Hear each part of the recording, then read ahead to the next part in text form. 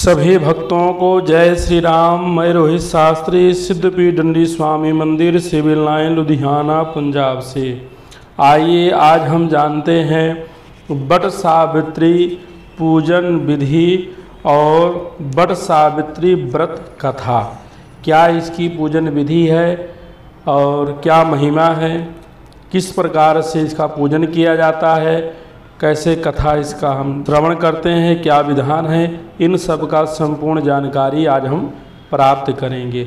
सर्वप्रथम आप स्नान आदि से निवृत्त होकर के बट के पेड़ के पास जाना है।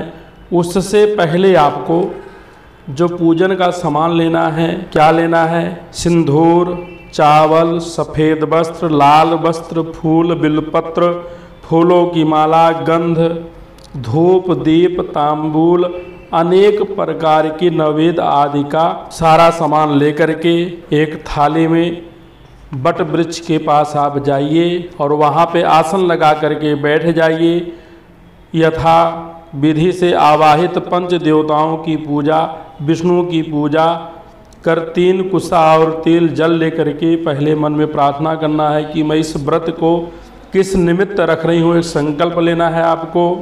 सावित्री तथा ब्रह्मा की काष्ठ या मृत्तिका की प्रतिमा बना करके अक्षत लेकर के हाथ में ओम नमो ब्राह्मणा सह सावित्री इहा गच्छ इहा तिष्ठ सुप्रतिष्ठिता भवा, इस मंत्र से सावित्री और ब्रह्मा जी का वाहन करके पाद अर्घ्य, उसके बाद आचमनी, फिर स्नान कराना है, फिर पुनराचमनीयम को क्रम से ओम नमो ब्राह्मणासः सावित्र्यै नमः, इस मंत्र को पढ़ते हुए आपको हर सामग्री को अर्पण करें, अनुलेपन करें। पहले सिंदूर, फिर चावल, सफ़ेद वस्त्र, लाल वस्त्र, बिल्व, फूल, फूलों की माला, गंध, फिर धूप, दीप, तांबूल, अनेक प्रकार के नैवेद्य आदि जो है वहाँ पे आप अर्पण करिए। विधि पूर्वक पूजन करें। अंत में आचमनी, पुष्पांजलि और नीराजन एवं कपूर दीप को भी अर्पण करें। इसके बाद ओमकार पूर्वक देवी से प्रार्थना करें। उसके बाद आप जो है कथा सुनना है। 3 कुश तिल जल लेकर के या हाथ में पुष्प लेकर के आप कथा श्रवण करेंगे। तो आइए हम कथा को अब श्रवण करेंगे। बट सावित्री व्रत कथा।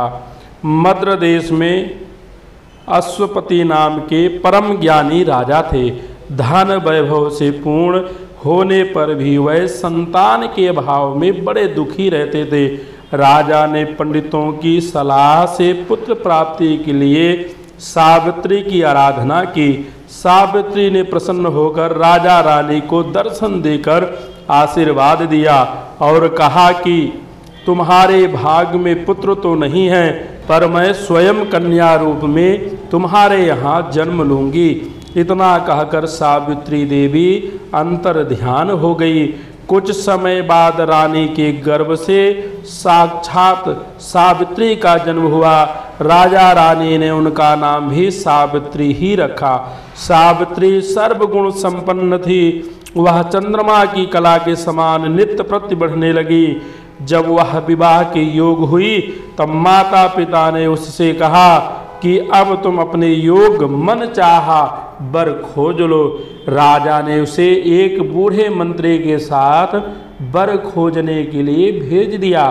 सावित्री यात्रा पर रवाना हो गई। इधर एक दिन अचानक नारद जी मदराज अश्वपति से भेंट करने के लिए आए। तभी सावित्री भी अपने लिए वर पसंद करके लौट आई। उसने आदर पूर्वक नारद जी को प्रणाम किया। नारद जी ने उसे विवाह योग देखकर राजा अश्वपति से पूछा कि आपने इसके योग वर खोजा है या नहीं। राजा ने बताया कि मैंने सावित्री को वर खोजने के लिए भेजा था, वह अभी लौट कर आई है और अब वही बताएगी कि उसने अपने पति रूप में किसे पसंद किया है। राजा की बात सुनकर नारद जी ने सावित्री से पूछा कि तुमने किस वर के साथ विवाह करने का निश्चय किया है। सावित्री ने परम विनम्र हो हाथ जोड़कर निवेदन किया कि महाराज, राजा द्युमत्सेन का राज रुक्मी ने छीन लिया है और वह अंधे होकर रानी के साथ वन में रहते हैं। उनके एकमात्र पुत्र सत्यवान को ही मैंने अपना पति बनाने का निश्चय किया है। सावित्री के ऐसा कहने पर नारद जी ने राजा अश्वपति से कहा कि आपकी कन्या ने वर खोजने में निसंदेह भारी परिश्रम किया है। सत्यवान गुणवान और धर्मात्मा है। वह रूपवान और समस्त शास्त्रों का ज्ञाता है। वह अपने माता पिता के समान सदा सत्य बोलने वाला है। इसी कारण इसका नाम सत्यवान हुआ। जिस प्रकार समुद्र रत्नों की राशि है, उसी भांति सत्यवान सभी सद्गुणों का भंडार है। वह सब प्रकार से सावित्री के योग हैं। वह सब बातों में सावित्री के साथ क्षमता रखता है। इतना कुछ होते हुए भी उसमें एक भारी दोष है, जिसके सामने ये सभी गुण फीके से पड़ जाते हैं। वह अल्प वायु अल्प उम्र का है और 1 वर्ष की समाप्ति पर उसकी मृत्यु हो जाएगी। नारद जी के मुख से यह वचन सुनकर राजा अश्वपति का चेहरा उदास हो गया और उनके मधुर स्पष्ट स्वप्न नष्ट हो गए। नारद के वचन कभी मिथ्या नहीं हो सकते, ऐसा विचार कर उन्होंने सावित्री को समझाया कि ऐसे क्षीणायु व्यक्ति के साथ विवाह करना कल्याणकारक नहीं सिद्ध होगा, इसलिए कोई अन्य वर आप प्रसन्न कर लो। पिता की बात सुनकर सावित्री ने कहा कि अब मैं शारीरिक संबंध के लिए तो कभी मन में भी किसी अन्य पति के खोजने का विचार नहीं कर सकती। कोई भी संकल्प पहले मन में आता है, फिर वाणी से कहा जाता है, कहने के पश्चात उसे करना ही होता है, चाहे वह शुभ हो या अशुभ। मैंने जिसे एक बार अपने मन से पति स्वीकार कर लिया है, वही मेरा पति होगा।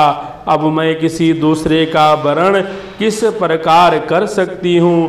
राजा एक ही बार आज्ञा देता है, पंडित एक ही बार प्रतिज्ञा करते हैं और कन्यादान भी एक ही बार होता है। जैसा भी है, अब सत्यवान मेरा पति है। मुझे उसकी दीर्घायु या अल्पायु होने से कोई हर्ष विषाद नहीं है। अब मैं पुरुष की तो बात ही क्या, देवराज इंद्र को भी स्वीकार नहीं करूंगी। कोई शक्ति मुझे मेरे इस निश्चय से नहीं डिगा सकती। मैं पुनः दृढ़ता पूर्वक कहती हूँ कि सत्यवान ही मेरा पति होगा। सावित्री का ऐसा दृढ़ संकल्प सुनकर नारद जी ने राजा अश्वपति को संपत्ति दी कि तुम्हें सावित्री का विवाह सत्यवान के साथ ही कर देना चाहिए, यही उचित प्रतीत होता है। इस प्रकार राजा को समझा बुझाकर नारद जी अपने स्थान को चले गए। राजा अश्वपति ने भगवान के मंगलमय विधान में विश्वास करके विवाह की समस्त सामग्री इकट्ठी की और कन्या तथा बूढ़े मंत्री को साथ लेकर द्युमत्सेन की तपोभूमि में पहुंच गए। वहां पर राजा द्युमत्सेन अपनी नारी और राजकुमार सत्यवान के साथ रहते थे। अश्वपति ने उनके पास पहुंचकर अपना नाम बताते हुए उनके चरणों में प्रणाम किया। द्युमत्सेन ने अश्वपति के आने का कारण पूछा तो उन्होंने बताया कि मेरी कन्या सावित्री ने आपके सुपुत्र सत्यवान के साथ विवाह करने का निश्चय किया है। मैं भी इससे सहमत होकर विवाह की तमाम सामग्री आपकी सेवा में उपस्थित हुआ हूँ।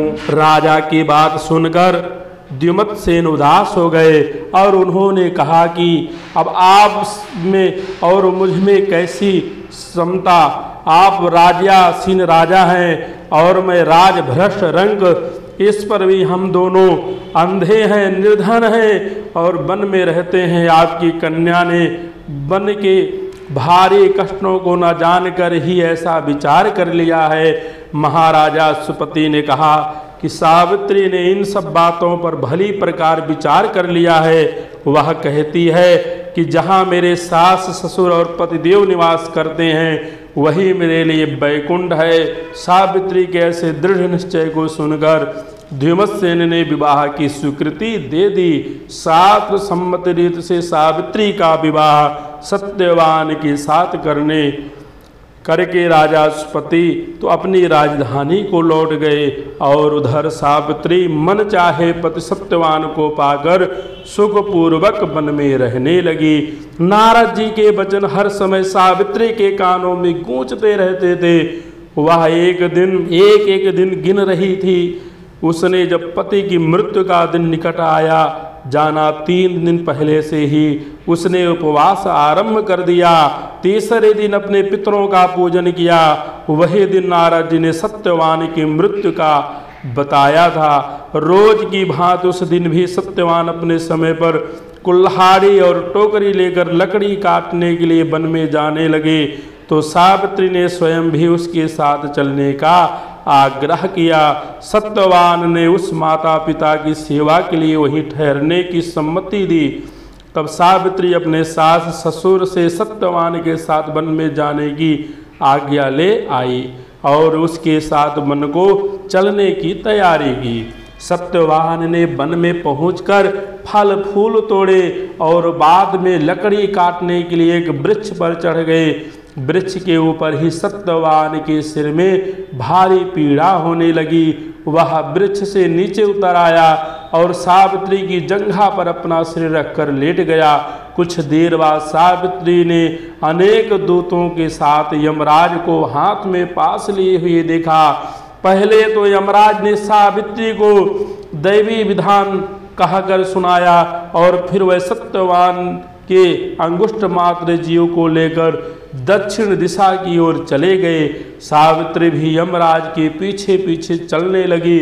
जब बहुत दूर तक भी उसने यमराज का पीछा ना छोड़ा तो उन्होंने उससे कहा कि हे पतिव्रते, जिस सीमा तक एक मनुष्य दूसरे मनुष्य का साथ दे सकता है वहां तक तुमने पति का साथ दिया, अब तुम घर लौट जाओ। सावित्री ने कहा, धर्मराज, जहां मेरा पति जा रहा है वही मुझे भी जाना चाहिए। यही सनातन धर्म है। पति व्रत के प्रभाव और आपकी कृपा से कोई भी मेरी गति नहीं रोक सकता। सावित्री के ऐसे धर्मपूर्ण वचन सुनकर यमराज ने प्रसन्न होकर उसे एक वर मांगने के लिए कहा। सावित्री बोली कि मेरे पास ससुर वन में रहते हैं और अंधे हैं, मैं आपसे यही मांगती हूँ कि उन्हें दिखाई देने लगे। यमराज ने ऐसा ही हो कहकर उसे पुनः लौट जाने की सलाह दी। यमराज की बात सुनकर सावित्री ने कहा, भगवान, जहाँ मेरे पति देव जाते हों वहाँ उनके पीछे पीछे चलने में मुझे भी कष्ट या परिश्रम नहीं है। पति परायण होना मेरा कर्तव्य है। आप धर्मराज हैं पर सज्जन हैं। सत्पुरुषों का समागम भी तो कुछ कम पुण्यों का फल नहीं है। सावित्री के ऐसे धर्मयुक्त और श्रद्धापूर्ण वचन सुनकर यमराज ने फिर कहा, सावित्री, मैं तुम्हारे वचनों से बहुत प्रसन्न हूँ। तुम मुझसे एक वरदान और मांग सकती हो। सावित्री ने कहा, राजा, द्युमत्सेन का राज्य छिन गया है, उसे वह पुनः प्राप्त करें और धर्म में उनकी सदैव प्रीति रहे, यही वरदान मुझे दीजिए। यमराज के वरदान दे यमराज ने वरदान देकर पुनः उसको लौट जाने को कहा, किंतु वह ना मानी और बराबर पीछा करती रही। उसकी ऐसी दृढ़ पति भक्ति देख यमराज ने प्रसन्न होकर उसे तीसरा वरदान देने की इच्छा प्रकट की। तब सावित्री ने अपने पितृकुल की भलाई को दृष्टि में रखकर 100 भाई होने का वरदान मांगा। यमराज ने सहर्ष यह वरदान भी दिया। सावित्री ने पुनः आगे ना बढ़कर लौट जाने का आग्रह किया, किंतु सावित्री अपने प्रण पर अडिग रही। सावित्री की ऐसी निष्ठा और दृढ़ संकल्प देखकर यमराज का हृदय पसीज गया। वह बड़ी कोमल बाणी में बोले, हे सुब्रते, तुम ज्यों ज्यों उत्तम धर्म युक्त और गंभीर युक्त पूर्ण वचन कहती हो, त्यों त्यों मेरी प्रीत तुम पर बढ़ती जाती है। अतः तुम सत्यवान के जीवन को छोड़कर एक और वरदान मुझसे ले लो और अपने घर लौट जाओ। पहले तीनों वरदान पाकर सावित्री ने अपने ससुर कुल और पितृकुल दोनों का कल्याण कर लिया। अब केवल अपनी ही भलाई का प्रश्न सम्मुख था। पतिपरायण नारी को अपने पति की आयु वृद्धि के अतिरिक्त और क्या फल कामना हो सकती है। यही सोचकर सावित्री ने सत्यवान से 100 पुत्र होने का वरदान मांगा। सावित्री के ऐसे युक्त पूर्ण वचन सुनकर यमराज बहुत संतुष्ट हुए और उन्होंने उसे वरदान देते हुए सत्यवान को पास से मुक्त कर दिया और कहा कि सत्यवान से तुम्हें निश्चय ही 100 पुत्र होंगे।